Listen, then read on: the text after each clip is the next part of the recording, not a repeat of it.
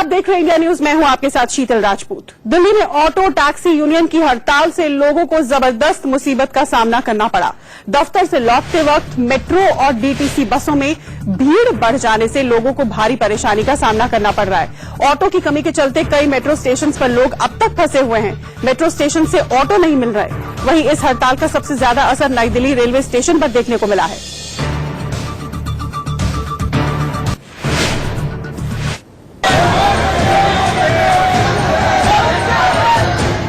दिल्ली में आज केजरीवाल सरकार के खिलाफ ऑटो वालों और रेहड़ी पटरी वालों का गुस्सा साफ नजर आ रहा है। एक तरफ आज सुबह से दिल्ली के कई इलाकों में ऑटो नहीं नजर आ रहे, तो दूसरी ओर सड़क पर रेहड़ी लगाने वाले भी केजरीवाल सरकार के खिलाफ प्रदर्शन कर रहे हैं।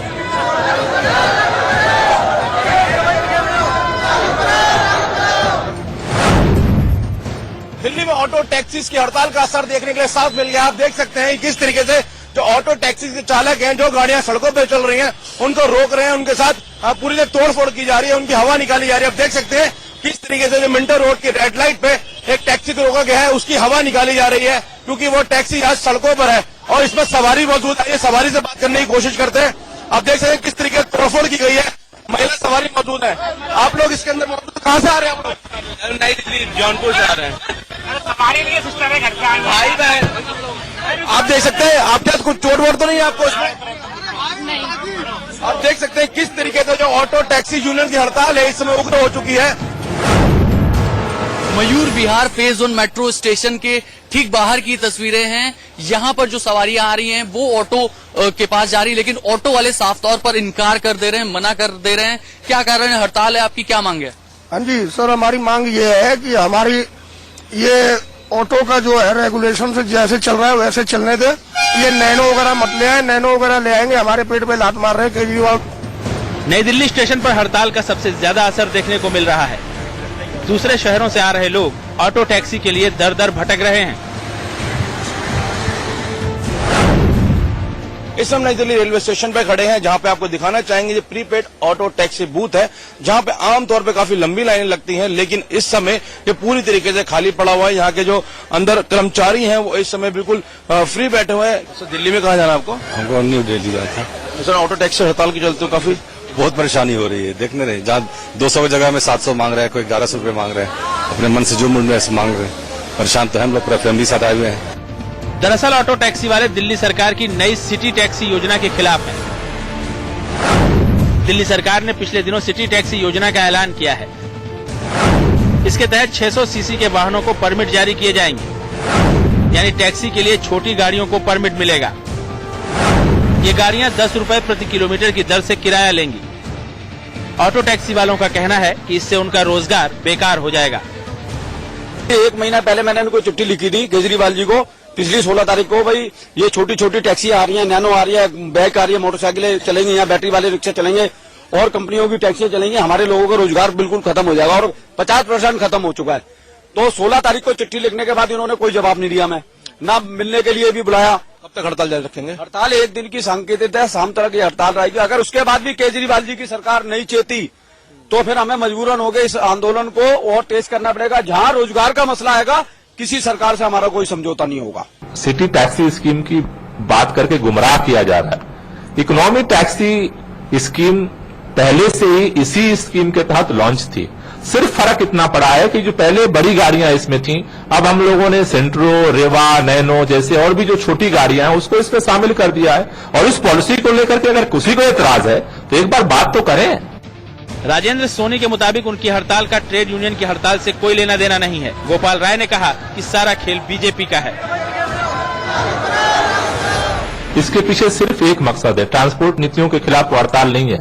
वो केंद्रीय मजदूर संगठनों की जो हड़ताल है उसको जो है दिग्भ्रमित और डाइवर्ट करने के लिए भारतीय जनता पार्टी द्वारा प्रायोजित हड़ताल है। भाजपा के कार्यकर्ता भी जगह जगह ऑटो वालों से जो ऑटो वाले सड़क पर आ रहे हैं उनको तोड़फोड़ कर रहे हैं। मुझे लगता है ये तरीका ठीक नहीं है।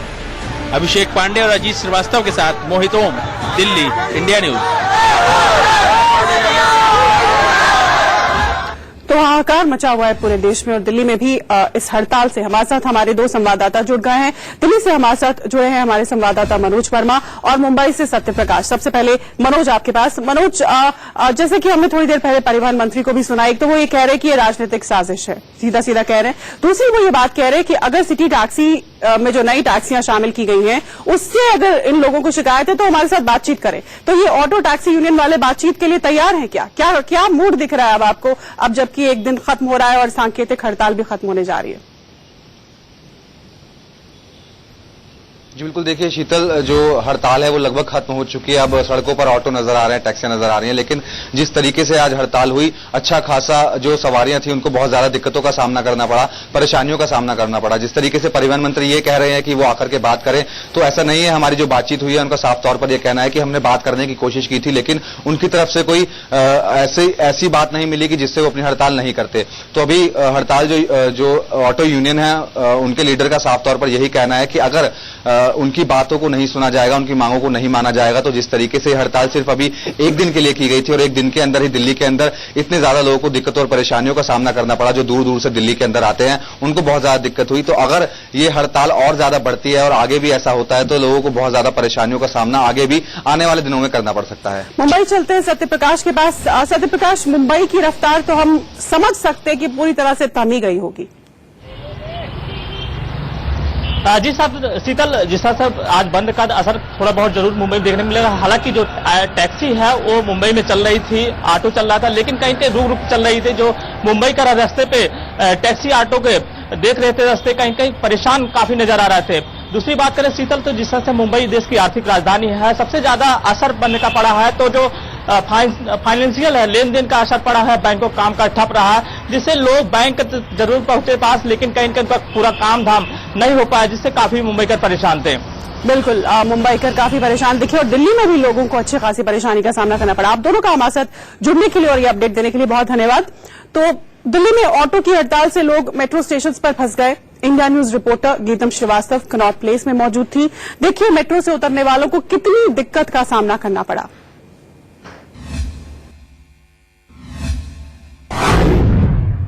दिल्ली में ऑटो की हड़ताल होने से क्या कुछ तस्वीर बदल गई है दिल्ली की, कितनी दिक्कत आ रही है लोगों को। मैं इस वक्त मौजूद हूं दिल्ली के कनॉट प्लेस में। आप तस्वीरों में देख सकते हैं कि यहाँ पर अमूमन ऑटो की काफी लंबी लाइन लगी रहती है। मेट्रो से लोग उतरते हैं और उसके बाद ऑटो से कई जगहों पर जाते हैं, लेकिन अब की तस्वीर अलग है। ऑटो कम है और जो है भी वो सवारियों को ले जाना नहीं चाहते। बेसिकली हर जगह मेट्रो नहीं जाती है एंड स्पेशली काफी सारे ऐसे एरिया है साउथ दिल्ली में और ईस्ट दिल्ली में जहाँ पर कोई भी साधन है ही नहीं आगे जाकर ट्रैवल करने का, तो वहाँ उन लोगों के लिए प्रॉब्लम है। मैं ऑलमोस्ट आधा घंटा लेट हो गई हूँ क्योंकि मुझे ऑटो नहीं मिला।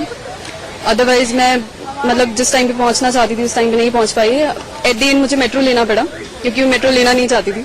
तो ऑब्वियसली ऑटो स्ट्राइक होने से कुछ प्रॉब्लम्स तो होती ही है। बहुत ज्यादा प्रॉब्लम आ रही है। अब हम लोग को कॉलेज जाना है, कॉलेज के लिए हम लोग लेट हो रहे हैं, बट ऑटो भी नहीं मिल रहा है और टैक्सी भी नहीं मिल रही है। और दिल्ली में बहुत सारी जगह है जहाँ मेट्रो नहीं जाती है, तो हम लोग का सेकंड ऑप्शन ऑटो ही होता है। और अब ऑटो और टैक्सी हड़ताल पे तो हमें बहुत ज्यादा सफर करना पड़ रहा है। तस्वीर जरा एक बार मैं और दिखा दूं लोगों को। आप देख सकते हैं कि यहाँ पर मेट्रो से निकल के जो लोग आ रहे हैं, कई जगहों पर जाना चाहते हैं जहाँ पे सिर्फ ऑटो जाता है, लेकिन ऑटो नहीं जा रहे हैं, खड़े हुए हैं।